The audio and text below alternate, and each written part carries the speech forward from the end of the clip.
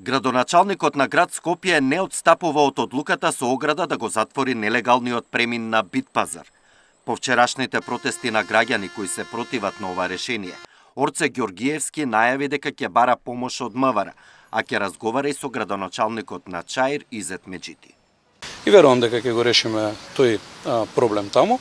Знаете како до мене стигна изминатиот период повеќе од 100 барања од граѓани кои што се загрижени за безбедноста нивна. Јас како татко на градот, приоритет врвен треба да ми биде безбедноста на мојот народ овде.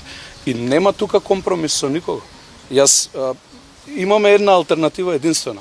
Или тој согласно закон да биде легален пешачки премен, ама ќе треба да си го отстранат мостот над патникот горе за да добиеме сообраќајно решение, или тоа што е над патник горе да стане функционално да се затвори премен.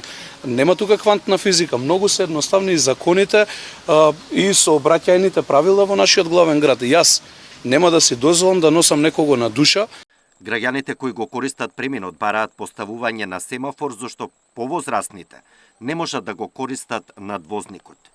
Или да се стави пешачки премен, или да се затвори, зашто тука многу гуѓа се. Можам ја да се качвам на скали и висина и биде какво е.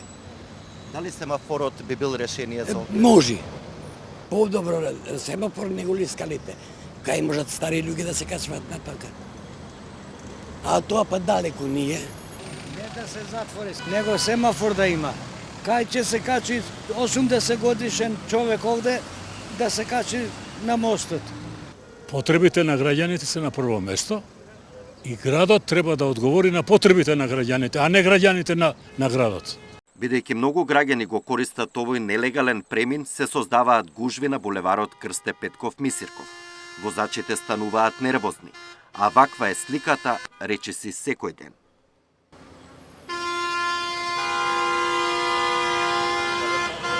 Александар Динев, Сител телевизија.